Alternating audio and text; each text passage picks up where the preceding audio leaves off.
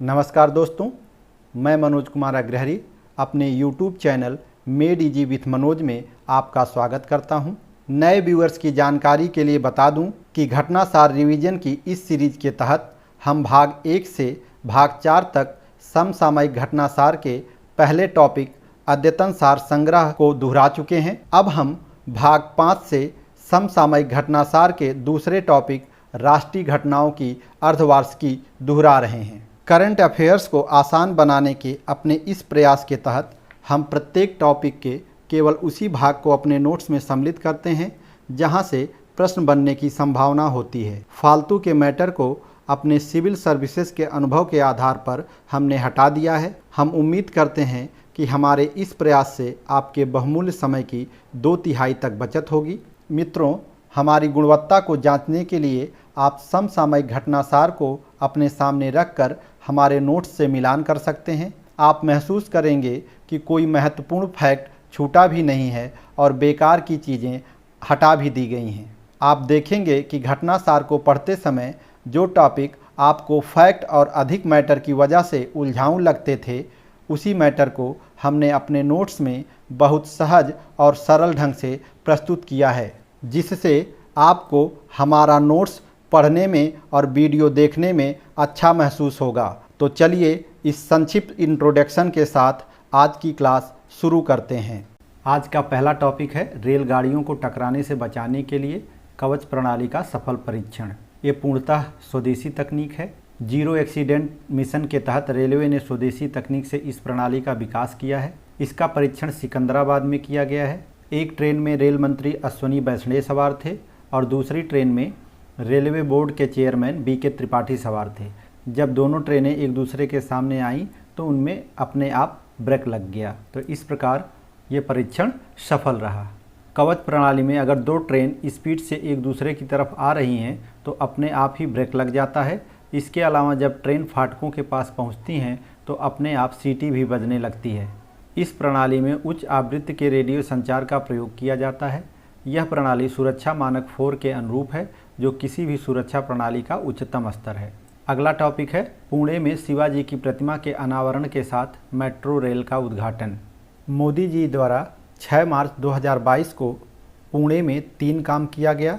पहला है 1850 किलोग्राम वजनी 9.5 फीट ऊंची शिवाजी की मूर्ति का अनावरण किया गया। दूसरा, पुणे मेट्रो रेल परियोजना के 12 किमी के विस्तार का शुभारंभ किया गया। इस रेल परियोजना में विशेष क्या है? पुणे मेट्रो भारत में पहली ऐसी परियोजना है जिसमें मेक इन इंडिया के तहत स्वदेशी रूप से निर्मित एल्युमिनियम बॉडी कोच लगे हैं। तीसरा काम जो मोदी जी द्वारा करवाया गया वो है मूलामुथा नदी के 9 किलोमीटर हिस्से का कायाकल्प। नेक्स्ट टॉपिक है 11वीं सदी के संत रामानुजाचार्य की प्रतिमा स्टैचू ऑफ इक्वलिटी का लोकार्पण। इस प्रतिमा का लोकार्पण मोदी जी द्वारा 5 फरवरी 2022 को किया गया। रामानुजाचार्य 11वीं सदी के वैदिक दार्शनिक एवं समाज सुधारक थे। ये प्रतिमा कहाँ स्थापित की गई? तो ये प्रतिमा तेलंगाना के हैदराबाद में स्थापित की गई है। प्रतिमा की ऊंचाई 216 फीट है और ये पंचधातु की बनी है। यह प्रतिमा बैठी मुद्रा में विश्व की दूसरी सबसे ऊंची प्रतिमा है। इसकी लागत 1000 करोड़ रुपये है, जो कि दान से प्राप्त हुआ है। रामानुजाचार्य का जन्म तमिलनाडु के पेरम्बदूर में हुआ था। अगला टॉपिक है तमिलनाडु के थूथुक्कुडी जिले के मीलवाटन और दक्षिण वीरपंडियापुरम में अंतर्राष्ट्रीय फर्नीचर पार्क की आधारशिला। तमिलनाडु के सीएम एम.के. स्टालिन द्वारा 7 मार्च 2022 को इसकी आधारशिला रखी गई है। यह पार्क कच्चे माल की 70 से 80% मांग को पूरा करने के लिए एक बेहतर इकोसिस्टम तैयार करने का प्रयास करेगा। यह उत्पादन लागत को काफ़ी कम करेगा और फर्नीचर क्षेत्र में तमिलनाडु की प्रतिस्पर्धा को बढ़ाएगा। अगला टॉपिक है इंटरनेशनल ओलंपिक कमेटी के सत्र की 2023 में मेजबानी मुंबई को। मुंबई 2023 में 40 वर्षों बाद अंतर्राष्ट्रीय ओलंपिक समिति के सत्र की मेजबानी करेगा। आईओसी सत्र क्या है?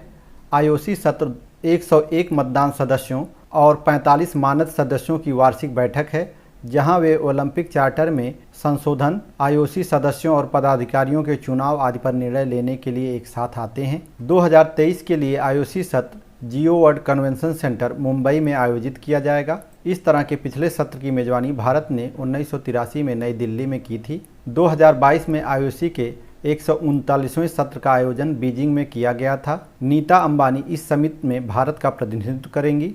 IOC सेशन और संबंधित बैठकें भारत में मई-जून 2023 में आयोजित की जाएंगी। अगला टॉपिक है एशिया के सबसे बड़े बायो CNG प्लांट का उद्घाटन। इस प्लांट का उद्घाटन प्रधानमंत्री नरेंद्र मोदी जी द्वारा इंदौर के देव गुराडिया ट्रेंचिंग ग्राउंड में किया गया है। यह PPP मॉडल पर आधारित है। इसका नाम गोवर्धन प्लांट है। Govardhan plant waste to wealth innovation की अवधारणा पर आधारित है। गीला शहरी घरेलू कचरा और मवेशियों और खेत से निकलने वाले कचरे को गोवर्धन कहा जाता है। इस प्लांट की क्षमता कितनी है?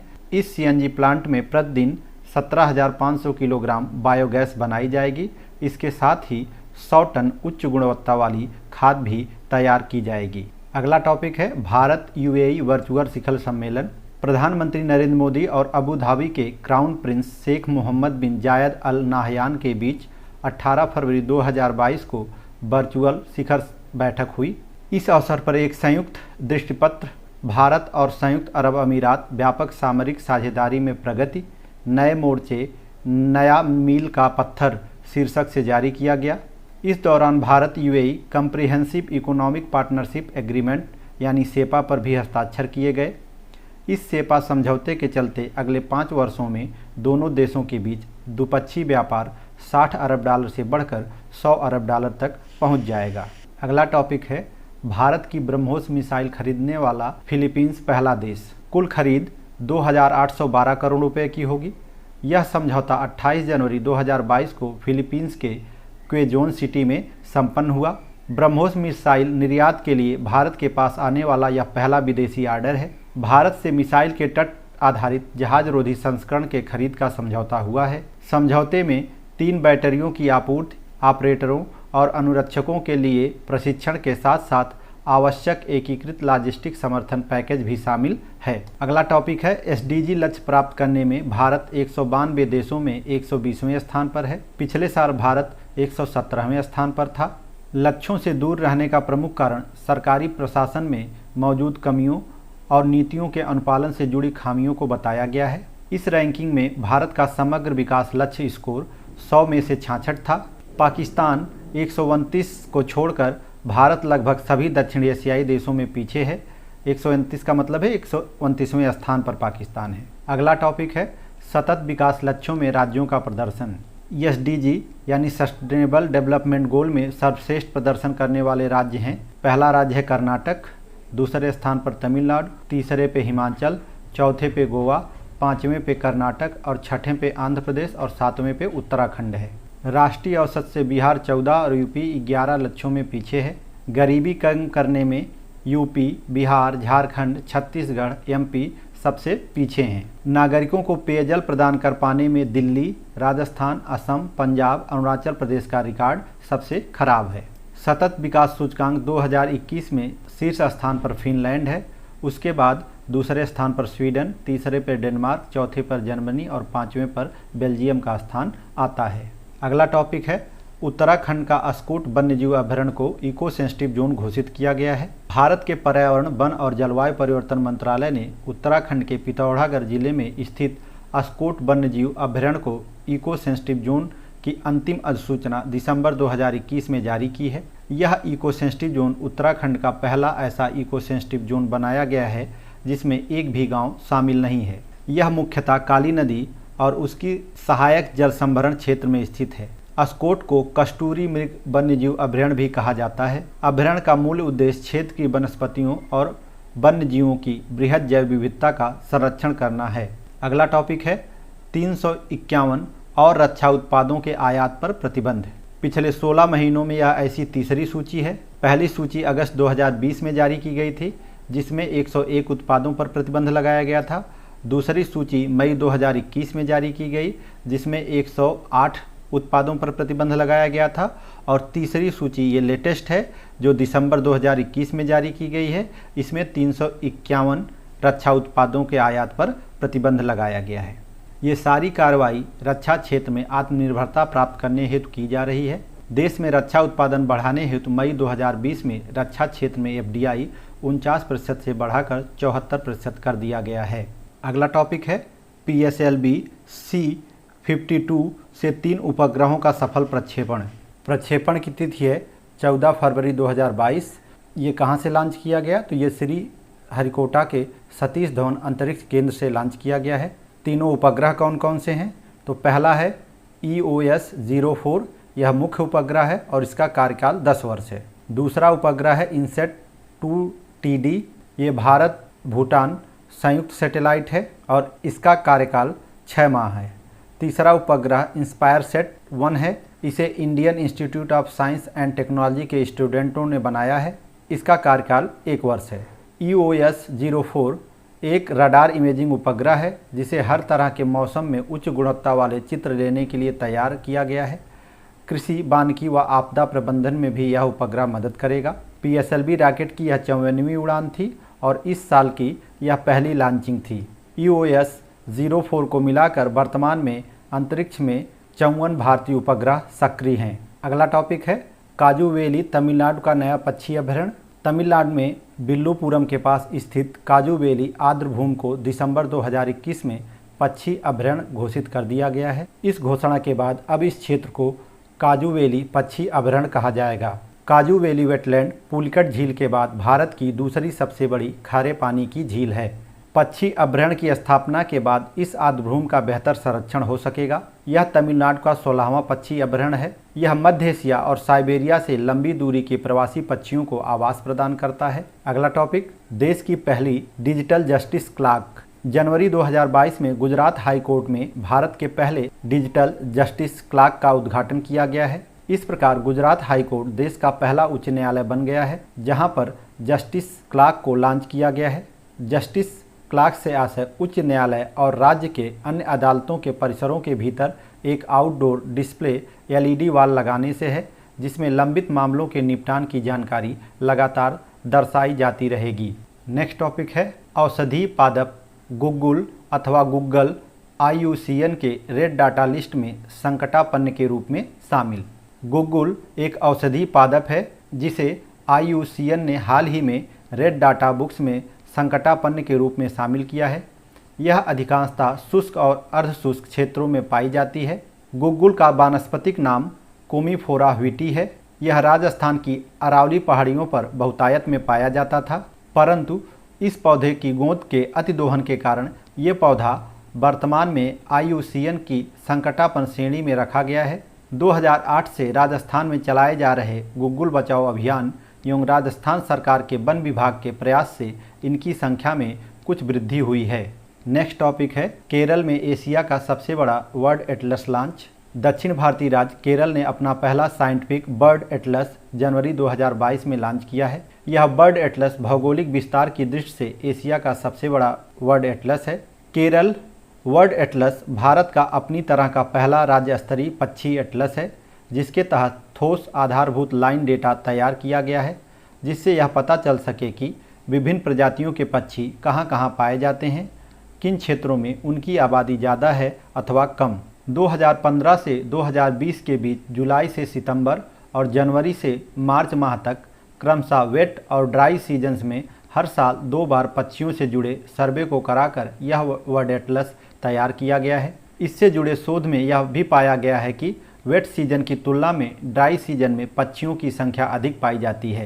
केरल बर्ड एटलस में 361 प्रजातियों के लगभग 3 लाख रिकॉर्ड मौजूद हैं। नेक्स्ट टॉपिक है रेड सैंडर्स संकटापन्न सूची में शामिल। रेड सैंडर्स यानी रक्त चंदन लकड़ी या रेड सैंडलवुड को जिसे 2018 में IUCN के रेड डाटा लिस्ट में नियर थ्रेटेंड के रूप में सूचीबद्ध किया गया था, अब उसे संकटापन्न की सूची में डाल दिया गया है। यह भारत में सर्वाधिक तस्करी की जाने वाली लकड़ी है जो पूरी दुनिया में केवल शेषाचलम की पहाड़ी क्षेत्रों और उससे लगे कुछ क्षेत्रों में पाई जाती है। आंध्र प्रदेश और तेलंगाना के क्षेत्र इसके मूल निवास स्थान हैं, अर्थात यह इसी क्षेत्र की एंडेमिक है। ब्लैक मार्केट में 1 टन रेड सैंडर्स की कीमत 15 से 30 लाख रुपए तक है। अब हम भारत वन स्थिति रिपोर्ट 2021 देखेंगे जो कि पूर्णतः घटनासार में जितना मैटर दिया गया है उसी पर आधारित है। यहाँ एक बात जान लीजिए कि यहाँ वन स्थिति रिपोर्ट 2021 से संबंधित सभी परीक्षा उपयोगी तथ्य नहीं दिए गए हैं, इसीलिए भारत वन स्थिति रिपोर्ट 2021 पर हम एक पूरी तरह डेडिकेटेड वीडियो जल्द लेके आएंगे जिसमें वन स्थिति रिपोर्ट के सभी परीक्षा उपयोगी तथ्य शामिल होंगे। हमारा ऐसा विश्वास है कि इस वीडियो को देखने के बाद वन स्थिति रिपोर्ट से संबंधित एक भी प्रश्न आपका गलत नहीं होगा, क्योंकि ये वीडियो अगले 2 साल तक आपके काम आएगा। इसलिए इसको अच्छे से तैयार करने में थोड़ा समय लग रहा है, लेकिन हम विश्वास दिलाते हैं कि वीडियो थोड़ा देरी से ज़रूर आएगी, लेकिन दुरुस्त आएगी, इसमें क्वालिटी होगी। फिर अगले 2 साल तक आपको वन स्थिति रिपोर्ट पर किसी तरह का कोई काम नहीं करना होगा। तो चलिए अब घटनासार में इससे संबंधित जितना मैटर दिया गया है उसको जल्दी जल्दी देख लेते हैं। 13 जनवरी 2022 को पर्यावरण, वन और जलवायु परिवर्तन मंत्री जी द्वारा भारत वन स्थिति रिपोर्ट 2021 जारी की गई है। भारत वन स्थिति रिपोर्ट का प्रकाशन 2 वर्षीय आधार पर भारतीय वन सर्वेक्षण यानी FSI द्वारा किया जाता है। भारतीय वन सर्वेक्षण भारत सरकार के पर्यावरण, वन और जलवायु परिवर्तन मंत्रालय के अंतर्गत एक संगठन है। 1987 से प्रारंभ 2021 की रिपोर्ट इस श्रृंखला की 17वीं रिपोर्ट है। अब इस रिपोर्ट में विशेष क्या है उसको जान लेते हैं। वर्तमान रिपोर्ट में FSI ने भारत के बाघ अभयारण्यों, गलियारों और शेर संरक्षण क्षेत्र में वन आवरण के आकलन से संबंधित एक नया अध्याय प्रस्तुत किया है। 2019 की तुलना में 2021 में वन और वृक्षों के आवरण में 2261 वर्ग किलोमीटर की वृद्धि हुई है, जिसमें से वन क्षेत्र में 1540 वर्ग किलोमीटर और वृक्षादन में 721 किलोमीटर की वृद्धि हुई है। इस रिपोर्ट के अनुसार भारत का कुल वन और वृक्षाच्छादन अब 80.9 मिलियन हेक्टेयर हो चुका है, जो देश के कुल भौगोलिक क्षेत्र का 24.62% है, जो कि 33% होना चाहिए। 33% के लक्ष्य को प्राप्त करने के लिए ही सरकार बहुत सारे प्रयास कर रही है। वन आवरण में सबसे अधिक वृद्धि खुले वन में हुई है, उसके बाद यह बहुत घने वनों में देखी गई है। वन क्षेत्र में वृद्धि के मामले में शीर्ष 5 राज्य हैं। पहला राज्य है आंध्र प्रदेश। इसको याद रखिएगा कि वन क्षेत्र में सर्वाधिक वृद्धि आंध्र प्रदेश में हुई है। दूसरे नंबर पर है तेलंगाना, तीसरे पर उड़ीसा, चौथे पे कर्नाटक और 5वें पर झारखंड। सबसे अधिक वन क्षेत्रफल वाले 5 राज्य हैं। पहला राज्य है मध्य प्रदेश। बहुत सालों से मध्य प्रदेश पहले नंबर पर है। दूसरे स्थान पर अरुणाचल प्रदेश, तीसरे पर छत्तीसगढ़ और चौथे पर उड़ीसा तथा 5वें पर महाराष्ट्र है। रिपोर्ट के अनुसार इस वर्ष पूर्वोत्तर के राज्यों से सकारात्मक परिणाम प्राप्त नहीं हुए हैं। नवीनतम रिपोर्ट के अनुसार पूर्वोत्तर में वन क्षेत्र का ह्रास हुआ है। वन क्षेत्र में सर्वाधिक कमी अरुणाचल प्रदेश में दर्ज की गई है। उसके उपरांत क्रमशः मणिपुर, नागालैंड, मिजोरम और मेघालय का स्थान आता है, जहां पर वन क्षेत्र में कमी दर्ज की गई है। रिपोर्ट के अनुसार 17 राज्यों और केंद्र शासित प्रदेशों की 33% से अधिक भौगोलिक क्षेत्र वनाच्छादित है। 5 शीर्ष राज्य और केंद्र शासित प्रदेश जहां 75% से अधिक वन क्षेत्र है वे हैं लक्षद्वीप, मिजोरम, अंडमान और निकोबार, अरुणाचल प्रदेश और मेघालय। 12 राज्यों और 7 केंद्र शासित प्रदेशों के बीच 33 से 75% वन क्षेत्र है। कान्हा से नवेगांव, नागजीरा, तदोबा, इंद्रावती कॉरिडोर उच्च सघन वन तथा मध्यम सघन वन की श्रेणी में सर्वाधिक क्षेत्रफल वाला क्षेत्र है। खुले वन की श्रेणी में पेंच, सतपुड़ा, मेलाघाट कॉरिडोर प्रथम स्थान पर है। राजस्थान और मध्य प्रदेश का रणथंभौर, कूनो, शिवपुरी, माधव क्षेत्र टाइगर कॉरिडोर में सर्वाधिक वनाच्छादन वाला टाइगर रिजर्व क्षेत्र है। रिपोर्ट के अनुसार देश में कुल मैंग्रोव कवर 4992 वर्ग किलोमीटर अर्थात लगभग 5000 वर्ग किलोमीटर है। 2019 की तुलना में देश में मैंग्रोव कवर में 17 वर्ग किलोमीटर की वृद्धि दर्ज हुई है। मैंग्रोव कवर में वृद्धि दर्ज करने वाले शीर्ष 3 राज्य हैं उड़ीसा, जहां 8 वर्ग किलोमीटर की वृद्धि हुई है, महाराष्ट्र यहां 4 वर्ग किलोमीटर की वृद्धि हुई है और कर्नाटक में 3 वर्ग किलोमीटर की वृद्धि देखी गई है। अगला टॉपिक है 2023 G20 शिखर सम्मेलन के लिए सचिवालय। भारत 1 दिसंबर 2022 से 30 नवंबर 2023 तक G20 की अध्यक्षता करेगा और G20 शिखर सम्मेलन 2023 18वां संस्करण भारत में आयोजित किया जाएगा। G20 सचिवालय को प्रधानमंत्री की अध्यक्षता वाली एक शीर्ष समिति द्वारा निर्देशित किया जाएगा। इसके अन्य सदस्य होंगे वित्त मंत्री निर्मला सीतारमण, गृह मंत्री अमित शाह, विदेश मंत्री एस जयशंकर और G20 शेरपा पीयूष गोयल। G20 सचिवालय की क्या जिम्मेदारी है? तो G20 सचिवालय भारत के आगामी G20 प्रेसिडेंसी के संचालन के लिए आवश्यक समग्र नीतिगत निर्णयों और व्यवस्थाओं के कार्यान्वयन के लिए जिम्मेदार होगा। 2021 का G20 शिखर सम्मेलन रोम, इटली में हुआ था और 2022 का G20 शिखर सम्मेलन बाली, इंडोनेशिया में हुआ था और 2023 का G20 शिखर सम्मेलन नई दिल्ली, भारत में आयोजित किया जाएगा। नई दिल्ली में यह सचिवालय फरवरी 2024 तक कार्य करेगा। फैथ 2035 विजन दस्तावेज, federation of associations in Indian tourism and hospitality यानी फैथ ने 16 फरवरी 2022 को अपना विजन दस्तावेज जारी किया है। यह दस्तावेज भारतीय स्वतंत्रता के 75वें वर्ष के उपलक्ष्य में जारी किया गया है। दस्तावेज जारी करने का उद्देश्य 2035 तक भारतीय पर्यटन को दुनिया में पसंदीदा और प्रिय बनाना है। अगला टॉपिक है विश्व सतत शिखर सम्मेलन 2022। इस वर्ष के शिखर सम्मेलन का विषय था पारिस्थितिकी अनुकूल ग्रह की ओर एक सतत और न्याय संगत भविष्य सुनिश्चित करना। प्रधानमंत्री मोदी जी द्वारा वर्ल्ड सस्टेनेबल डेवलपमेंट समिट में उद्घाटन भाषण दिया गया। इस उद्घाटन भाषण में प्रधानमंत्री ने कहा कि reduce, reuse, recycle, recover, redesign और रीमैन्युफैक्चरिंग भारत के सांस्कृतिक लोकाचार का हिस्सा है। अगला टॉपिक, भारत सरकार ने 54 चीनी ऐप पर लगाया प्रतिबंध। कब लगाया गया ये प्रतिबंध? तो ये प्रतिबंध 14 फरवरी 2022 को लगाया गया। मुख्य ऐप जिन पर प्रतिबंध लगाया गया वे हैं मार्की गेम, फ्री फायर और टेंसेट तथा अलीबाबा और नेजइज। अब तक चीन के कुल 321 ऐप भारत में प्रतिबंधित किए जा चुके हैं। अगला टॉपिक है कोलकाता की दुर्गा पूजा यूनेस्को की अमूर्त सांस्कृतिक विरासत की सूची में शामिल।